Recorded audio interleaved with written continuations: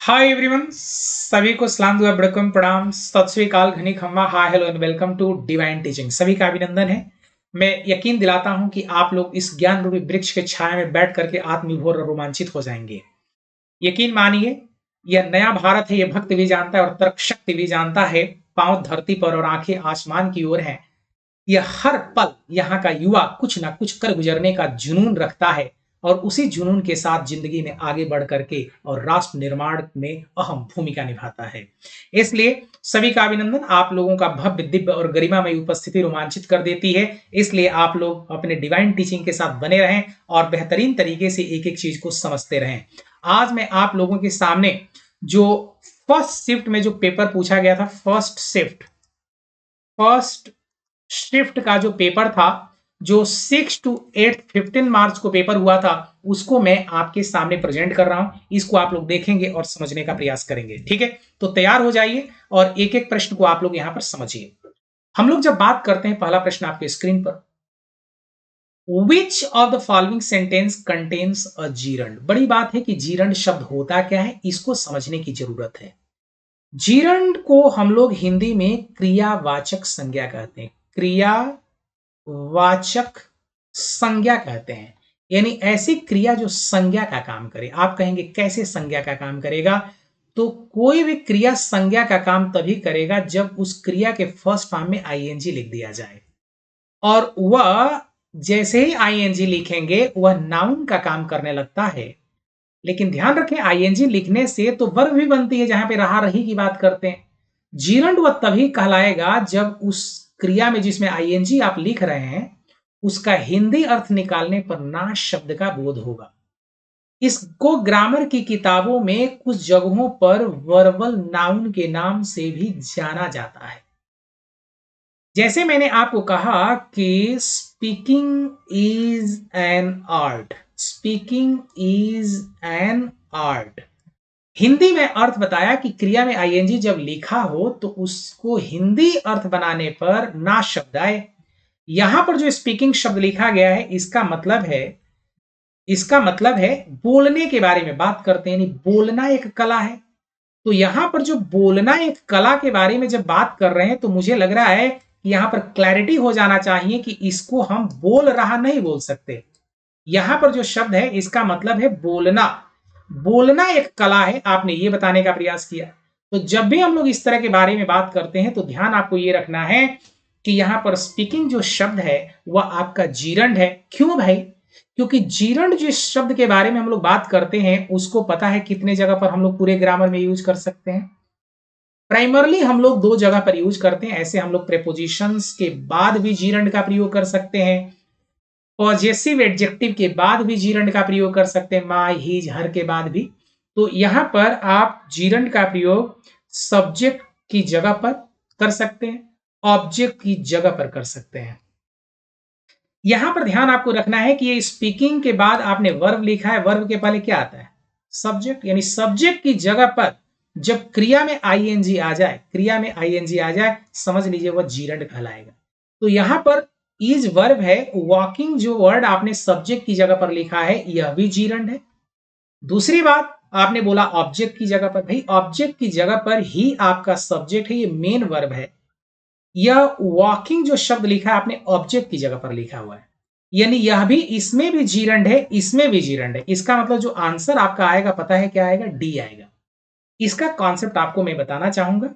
Grammar के एक concept है कि सब्जेक्ट के बाद जब कभी भी हम लोग किसके बारे में बात करते हैं, जब लव का प्रयोग किया गया हो, जहां पर स्टार्ट के बारे में बात करने लगते हैं, बिगिन शब्द के बारे में बात करने लगते हैं, बिगिन के बारे में, लाइक शब्द के बारे में बात करते हैं, वहीं पर इंजॉय शब्द के बारे में बात करते हैं, अवॉइड शब्द के बारे में बात करते हैं। Are you getting?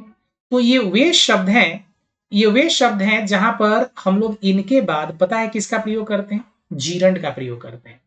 यानी सब्जेक्ट के बाद यदि इस तरह की वर्ब आती है, तो उसके बाद आगे आने वाला जो वर्ड होगा वो जीरंड होगा। यहां पर वॉकिंग जीरंड है और यहां पर भी वॉकिंग आपका जीरंड है। यह आपका वर्ब है, इसका मतलब है वह पार्टिसिपल कहलाता है, जिसको प्रेजेंट पार्टिसिपल कहते हैं। यहां पर एक्शन के बारे में बात करता है, जीरंड कभी एक्शन के बारे में बात नहीं करता। गेटिंग में? जीरंड कभी भी एक्शन के बारे में बात नहीं करता। बोलना एक कला है, आपने उस बोलना जो स्टेट ऑफ स्पीकिंग है उसके बारे में बात कर रहे हैं, जो क्वालिटी ऑफ स्पीकिंग है उसके बारे में बात कर रहे हैं कि वह एक कला है। यहां पर ये जीरंड का प्रयोग किया गया और सब्जेक्ट की जगह पर या ऑब्जेक्ट की जगह पर जीरंड आता है। तो इस वाक्य में मेरे को लग रहा है कि अब समझ में आ गया होगा जीरंड जब भी आपके एग्जाम में पूछे तो आप लोग आंसर क्या देंगे। ठीक है, यहां तक आप लोगों को मैं बताना चाहूंगा कि एक एक चीज मैं आपको समझाऊंगा और दूसरा प्रश्न आपके स्क्रीन पर। आइए हम दूसरे प्रश्न पर आते हैं। हमने कहा choose the sentence with correct use of parallel structure. Parallel structure का मतलब समझते हैं। पैरेलल स्ट्रक्चर का मतलब सिर्फ इतना समझ लीजिए कि जब भी हम लोग पैरेलल स्ट्रक्चर के बारे में बातें करते हैं वहां पर पैरेलल स्ट्रक्चर में इक्वल रैंक के शब्द की बात करते हैं। इसके बारे में इक्वल रैंक के शब्द के बारे में बात करते हैं, वो पैरेलल स्ट्रक्चर कहलाता है। यहां पर आपने लाइक के बाद जीरंड आता है, चलो समझ में आता है। यहां पर भी आपने जीरंड लिखा, यह भी आपके सामने जीरंड लिखा गया। हरी गेटिंग? लेकिन इसमें आओ, लाइक के बाद एक तो आपने टू इन्फिनेटिव लिख दिया, यहां पर आपने बेयर इन्फिनेटिव लिखा, यहां पर आपने जीरंड लिख दिया। बात समझ आए? तो क्या इसमें आपने इक्वल रैंक के शब्दों की बात कर रहे हैं? टू आपने लिखा, यहां टू हटा दिया, इसमें आईएनजी लिख लिया, क्या यहां पर सिमिलैरिटी है? आप कहेंगे नहीं सर, इसमें सिमिलैरिटी नहीं है। चलो, आपने लाइक के बाद आपने राइडिंग लिखा जीरंड, क्योंकि लाइक के बाद हम लोग जीरंड का प्रयोग करते हैं। वॉकिंग भी आपने जीरंड लिखा, लेकिन यहां पर आपने क्या कर लिया? ये इक्वल रैंक है क्या? यह भी इक्वल रैंक नहीं। इसका मतलब पैरेलल स्ट्रक्चर का मतलब होता है जहां पर इक्वल रैंक के शब्दों की बात करते हैं और वहां पर जो आंसर आएगा आपका, पता है क्या आएगा भाई? A is the correct answer. मेरे को लग रहा है कि अब आप लोगों को यहां पर क्लैरिटी हो गया होगा। किसी को कोई दिक्कत? चलो दूसरे प्रश्न पर आते हैं और दूसरा प्रश्न आपके स्क्रीन पर। Which of the following sentences is correct in terms of subject verb agreement? का मतलब सब्जेक्ट वर्ब अग्रीमेंट का मतलब होता है सब्जेक्ट के अनुसार क्रिया अपना रूप बदलती रहे, उसी को हम लोग सब्जेक्ट वर्ब अग्रीमेंट कहते हैं। सब्जेक्ट के नंबर के अनुसार क्रिया अपना फॉर्म चेंज करे, टेंस के अनुसार चेंज करने लगे। जैसे मान लो यहां पर आपने सब्जेक्ट सिंगुलर लिखा है तो क्रिया में एस और एस आएगा, सब्जेक्ट प्लूरल लिखा है तो क्रिया में से एस और एस हट जाएगा। यही ग्रामर का रूल है ना। तो सब्जेक्ट वर्ब एग्रीमेंट का मतलब होता है सब्जेक्ट और वर्ब में एक तरीके से सामंजस्य स्थापित होना चाहिए। ग्रामर का एक कॉन्सेप्ट है, जब हम लोग प्रोनाउन पढ़ते हैं तो डिस्ट्रीब्यूटिव प्रोनाउन पढ़ते हैं। ग्रामर का एक कॉन्सेप्ट है कि जब कभी भी सेंटेंस में कहीं पर भी वन ऑफ, ये कॉन्सेप्ट आप लोग मेरे से पढ़े होंगे पहले भी, तो मैं आप लोगों को कई बार बताया होगा कि either of, neither of, none of का जब प्रयोग हम लोग करते हैं, नन ऑफ का प्रयोग जब हम लोग करते हैं, तो आप लोगों को बताना चाहूंगा कि इन शब्दों के बाद ग्रामर ये कहता है कि नाउन तो हमेशा प्लूरल नाउन आएगी, प्लूरल आएगी, लेकिन जो वर्ब आएगी वो हमेशा सिंगुलर वर्ब का प्रयोग करेंगे। किसका प्रयोग करेंगे भाई? सिंगुलर वर्ब आएगी। यानी आप प्लूरल वर्ब नहीं रख सकते। नाउन तो प्लूरल आएगी लेकिन वर्ब हमेशा सिंगुलर चाहिए। नीदर ऑफ लिखा, नीदर ऑफ लिखा, नीदर ऑफ लिखा, गर्ल्स भी लिखा, चलो यह भी प्लूरल है, समझ में आता है। क्या आप वर का प्रयोग करेंगे? नहीं करेंगे। क्या आप आर का प्रयोग करेंगे? नहीं करेंगे। सिंगुलर वर्ब का क्या मतलब होता है आप लोगों को मैं बताना चाहूंगा कि सिंगुलर वर्ब का मतलब होता है जहां पर हम लोग, पता है किसके बारे में बात करते हैं? हम लोग ईज के बारे में बात कर सकते हैं, डच के बारे में बात कर सकते हैं, वॉज के बारे में बात कर सकते हैं, हैज के बारे में बात कर सकते हैं, या जिस क्रिया की फर्स्ट फॉर्म में एस या ईएस जुड़ जाए वह भी आपका सिंगुलर होता है। जैसे गोज, कम्स, प्लेज, सभी सिंगुलर होती। तो यहां पर आपने ईज जो लिखा हुआ है यह सिंगुलर है, क्योंकि कई सारी लड़कियां होंगी, उसमें से कई सारी नहीं, दो ही होंगी लड़कियां, क्योंकि नीदर का प्रयोग दो के लिए होता है। कितने के लिए? दो के लिए होता है। यानी दो लड़कियां, उसमें से कोई भी पार्टी में नहीं जा रही है। यह सेंटेंस आपके सामने जो आंसर आएगा वह B is the correct answer. कौन सा आंसर है भाई? B is the correct answer. आइए दूसरे प्रश्न पर आते हैं और यहां पर आप लोग देख सकते हैं आपका जो आंसर है बी है। नेक्स्ट क्वेश्चन पर आते हैं और दूसरा प्रश्न आपके स्क्रीन पर।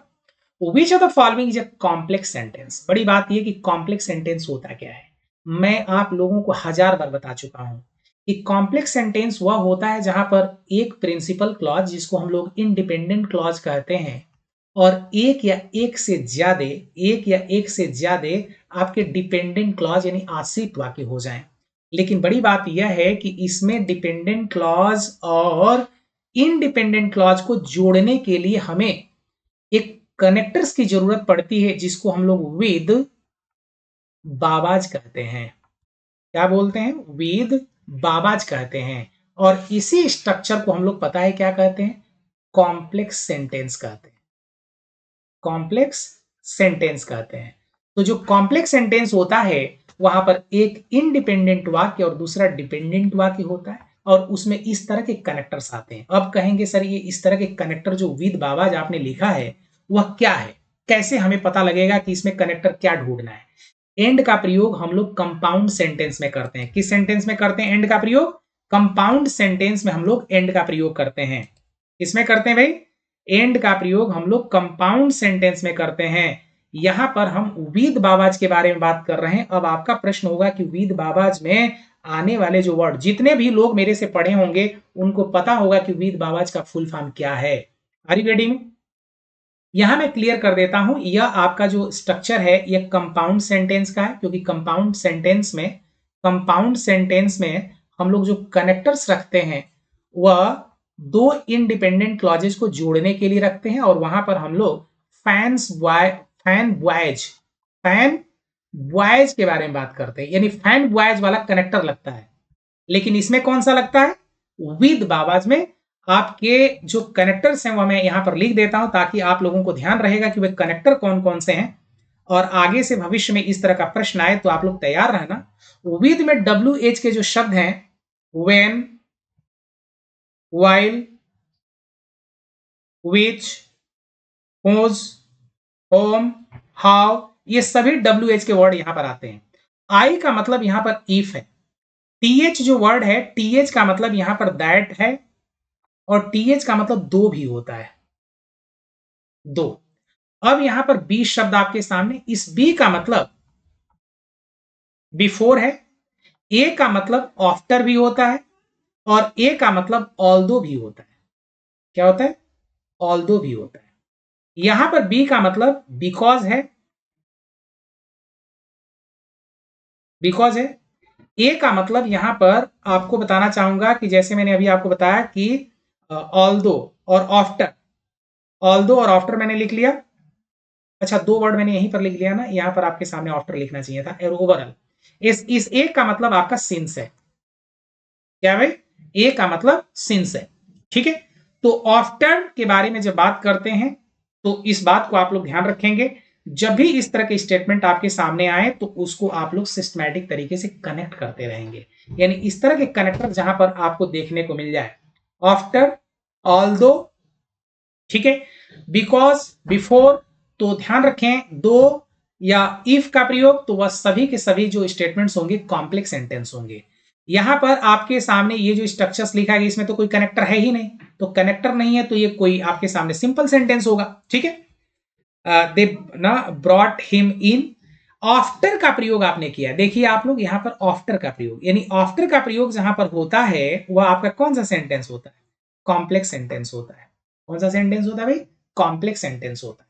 तो ये मैंने आपको ये बताने का प्रयास किया कि आप लोग जब इस तरह के स्ट्रक्चर्स रखें तो इसको सिस्टमैटिक तरीके से यूज करते रहें।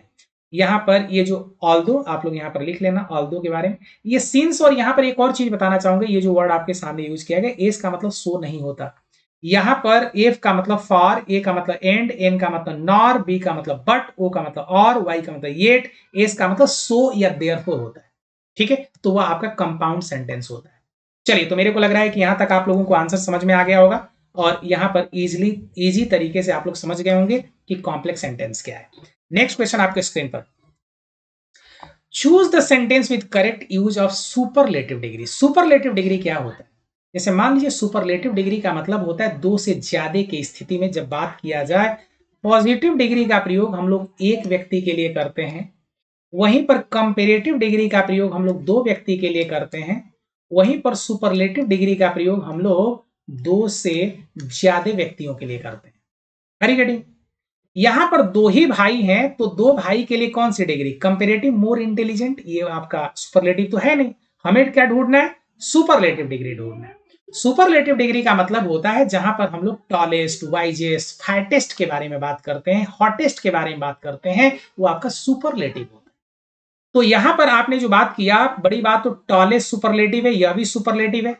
दो सुपरलेटिव डिग्री का साथ साथ प्रयोग नहीं करते, दो कंपेरेटिव डिग्री का साथ साथ हम लोग प्रयोग नहीं करते, दो सुपरलेटिव डिग्री का साथ साथ हम लोग प्रयोग नहीं करते हैं। यह आपको ग्रामर पढ़ाया गया होगा तो मैं बताया हूंगा।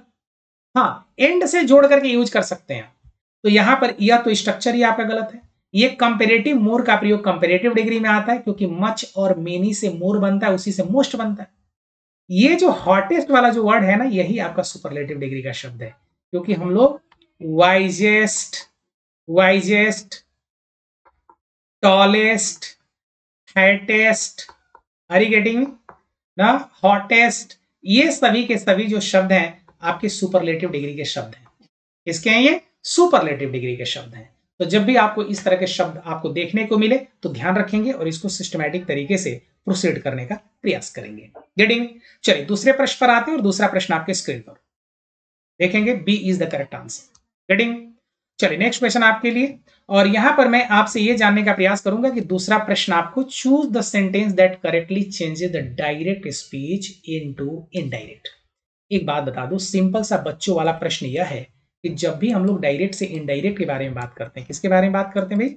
डायरेक्ट से इनडायरेक्ट के बारे में बात करते हैं, तो वहां पर आपको किसकी जरूरत पड़ती है? कनेक्टर की जरूरत पड़ती है। जैसे मान लीजिए आपने कहा कि Ravi said to me, Ravi said to me dot dot dot आप बोलते हैं, तो इस सेड टू को हम लोग किस में कन्वर्ट कर लेते हैं? टोल्ड में कन्वर्ट कर लेते हैं। किस में कन्वर्ट कर लेते हैं भाई? इसी को हम लोग टोल्ड में कन्वर्ट कर लेते हैं। तो वहां पर जब हम लोग डायरेक्ट से इनडायरेक्ट बनाते हैं तो क्या लिख लेते हैं? रवि टोल्ड मी या Ravi said that X Y Z. Ravi told me, ध्यान रखेंगे टोल्ड तभी आएगा जब ऑब्जेक्ट वाक्य में होगा, अदरवाइज आप सेड के बाद दैट रख लेंगे। That he had helped the poor, helped the poor लिखा आपने। अब ये बताओ, इसमें कनेक्टर आपने लिखा क्या? आप कहेंगे नहीं लिखा। इसमें कनेक्टर दैट लिखा क्या, या कोई कनेक्टर है?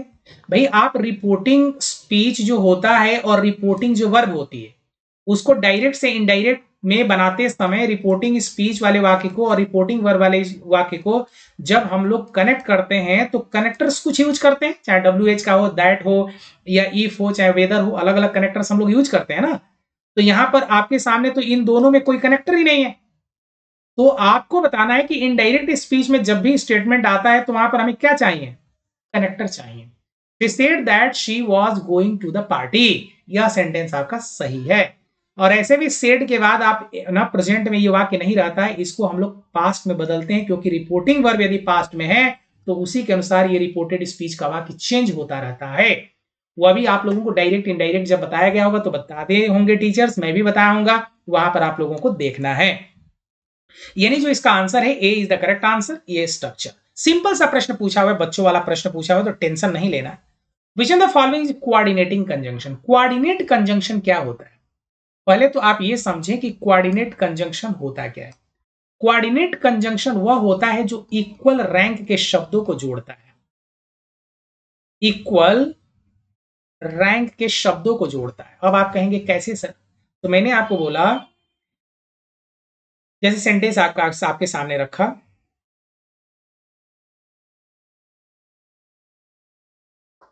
Ravi is polite and humble. Ravi is polite and humble.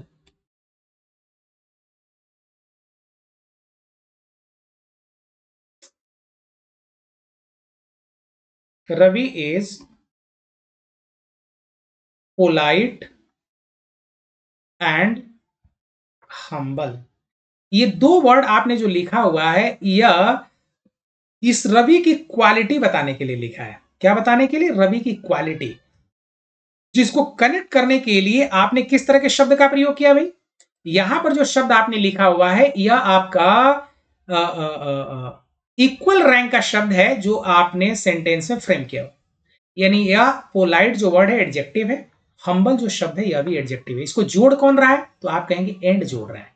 इसका मतलब मैंने अभी आपको बताया कि जो कोऑर्डिनेट कंजंक्शन होता है, जो कोऑर्डिनेट कंजंक्शन होता है वह इक्वल रैंक के शब्दों को जोड़ता है, इक्वल रैंक के शब्दों को जोड़ता है कोऑर्डिनेट कंजंक्शन। कहीं पर आप लिख लेंगे, यह हमेशा इक्वल रैंक के शब्दों को जोड़ता है। Getting me? जैसे मान लीजिए ही वॉक्स हरिडली एंड स्विफ्टली, तो कुछ भी लिख सकते, स्विफ्टली हरिडली जो शब्द है एडवर्ब है। तो ये आपके सामने जो वर्ड है, या आपका हाउएवर और बिकॉज जो वर्ड है, यह आपका कोऑर्डिनेटिंग कंजंक्शन नहीं है, इसमें से एक आपका कोऑर्डिनेटिंग कंजंक्शन है सी। इस बात को आप लोग ध्यान रखेंगे, ठीक है। ध्यान रखें, ये आपके सबऑर्डिनेट कंजंक्शन में आता है, हाउएवर का प्रयोग, बिकॉज का प्रयोग सबऑर्डिनेट, ये दोनों वर्ड आपके सबऑर्डिनेट कंजंक्शंस के हैं, सबऑर्डिनेट कंजंक्शन। रेडी में? तो ये आप लोग ध्यान रखें, और इस तरीके से आप लोग, मैं आप लोगों को पढ़ाऊंगा, इसके बारे में भी पढ़ाऊंगा, और सिस्टमैटिक तरीके से यहाँ पर हम लोग डील करेंगे कि कैसे आप लोग ना इनको पहचान लेंगे। कई बार बच्चे गलतियां करते हैं कोऑर्डिनेट कंजंक्शन, कोरिलेटिव कंजंक्शन को पहचानने में, सबऑर्डिनेट कंजंक्शन को पहचानने में, तो यह मैं आप लोगों के सामने बताऊंगा। कोरिलेटिव कंजंक्शन वह होता है जो पेयर में आता है। जैसे ना हम लोग कई तरह के वर्ड्स यूज करते हैं ना, whether dot dot nor, no sooner dot dot dot than, तो वह आपके सामने स्ट्रक्चर्स यूज किया जाता है, ठीक है। चलिए ओवरऑल हम आपके सामने बात करेंगे। यहां पर जो आंसर इसका है वो कौन सा आंसर है भाई? A is the correct answer. Getting? चलिए नेक्स्ट क्वेश्चन, लास्ट और नेक्स्ट। ये जो वर्ड आपके सामने यूज किया गया है, यहां पर आप लोग ध्यान रखेंगे, find out the correct possessive pronoun. जो ना पोजेशन के बारे में बात करता है, आपने कहा कि दैट लैपटॉप बिलोंग्स टू। एक कॉन्सेप्ट आप लोग ध्यान रख लेना, प्रेपोजिशन जब कभी भी आता है तो प्रेपोजिशन के बाद आने वाला जो प्रोनाउन होता है, क्या होता है भाई? प्रेपोजिशन के बाद जो प्रोनाउन जो आप यूज करेंगे, क्या यूज करेंगे भाई? जो प्रेपोजिशन के बाद प्रोनाउन यूज करेंगे, वो प्रोनाउन हमेशा आपका ऑब्जेक्टिव केस में होगा। किस केस में होगा? ऑब्जेक्टिव केस में होगा। तो ऑब्जेक्टिव केस का क्या मतलब होता है? जहां पर हम लोग मी, हिम, हर के बारे में बात करते हैं, वो सभी के सभी वर्ड्स आपके क्या होते हैं? जहां पर हम लोग किसके बारे में बात करते हैं? ऑब्जेक्टिव केस का मतलब होता है जहां पर मी, हिम, अस, देम, ये सभी वर्ड आपके क्या है भाई? हर, ये आपके ऑब्जेक्टिव केस के वर्ड्स होते हैं। तो आपने टू जो वर्ड आपने लिखा हुआ है यहाँ पे, टू प्रेपोजिशन, टू के बाद डायरेक्ट आप देयर का प्रयोग तो नहीं कर सकते, ना तो देयर्स का प्रयोग होगा। इसमें आने वाला जो आंसर आएगा वह पता है क्या आएगा? That laptop belongs to them आएगा। That laptop belongs to theirs का प्रयोग नहीं करेंगे। आप ऐसे जरूर लिख सकते हैं कि that laptop, that laptop is theirs, ये आप यूज कर सकते हैं कि यह वो जो लैपटॉप है उन लोगों का है, यहां पर तो आप यूज कर सकते हैं, ठीक है। और ये देयर जब आता है तो ना दैट इज, ना दैट इज देयर लैपटॉप ऐसे लिख लीजिए, या दिस इज ऐसे लिख सकते हैं, that is mine laptop, that is their laptop. Very getting? तो ऐसे आप सेंटेंस को यूज कर सकते हैं। क्यों? क्योंकि यह जो आपका पॉजिटिव एडजेक्टिव है, इसके बाद आपको हमेशा नाउन चाहिए। ये आपका पॉजिटिव प्रोनाउन है जिसके बाद आपको नाउन की जरूरत नहीं होती, ठीक है। तो यहां पर जो आंसर आएगा वो them is the correct answer. तो इस तरीके से मैं आज आप लोगों के सामने ये बताने का प्रयास किया कि आपको क्या करना चाहिए और क्या नहीं करना चाहिए। यहां पर आंसर मैंने नहीं लिखा था क्या? एक मिनट के लिए आप लोग होल्ड करेंगे प्लीज। मेरे को लग रहा है कि यहाँ पर आंसर मैं लिखना भूल गया था, लेकिन कोई बात नहीं, जीवंतता का प्रदर्शन ऐसे ही करते रहें और राजेश यादव के साथ बने रहें, डिवाइन टीचिंग के साथ बने रहें। डिवाइन टीचिंग मीन्स आपका अपना यूट्यूब चैनल, ठीक है।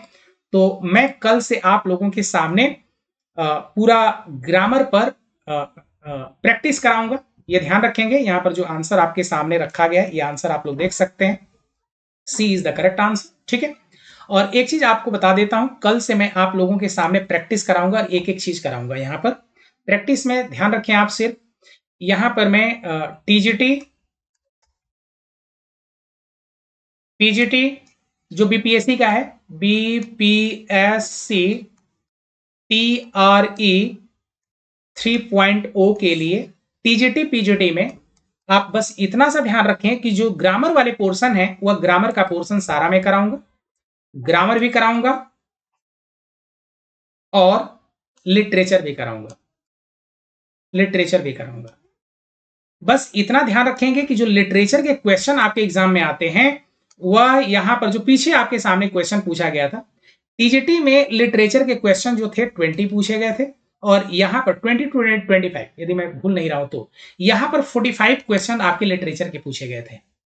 तो अब आप समझ सकते हैं कि 80 क्वेश्चन जो आपके सामने आएंगे, 80 क्वेश्चन ग्रामर से जो आएंगे, यानी इंग्लिश के जो 80 क्वेश्चन होंगे उसमें से 80 क्वेश्चन में से 20 क्वेश्चन आपके टीजीटी में लिटरेचर से आएगा और 45 क्वेश्चन आपके लिटरेचर से आएंगे, बाकी आपके ग्रामर होगा। तो ये दोनों चीजें मैं आप लोगों को कराऊंगा। कल से 10 AM पर आप मेरे साथ जुड़ना न भूलें और एक एक चीज को आप लोग सिस्टमैटिक तरीके से, तो वहां पर मैं मॉक टेस्ट आपको कराऊंगा। क्या कराऊंगा? मॉक टेस्ट कराऊंगा। ठीक है, तो आज के लिए बहुत बहुत आभार आप लोगों का और इसी तरीके से रोज 10 बजे आप मेरे साथ जुड़िए। लगभग मैं डेली क्लासेस लेने का प्रयास करूंगा और सिस्टमैटिक तरीके से आप लोगों के बीपीएससी के लिए प्रिपरेशन कराऊंगा। ठीक है, चलिए, thanks a lot for your vibrant participation और बेहतरीन तरीके से आप लोग तैयारी करते रहिए। मैं थोड़ा सा देर आया लेकिन दुरुस्त आया हूं और आप लोगों को मैं एक एक चीज बताऊंगा। ठीक है, thanks a lot, stay blessed, stay inspired with bubbling smile. This is Rajesh Yadav signing out the session. Bye bye, take care, bye bye.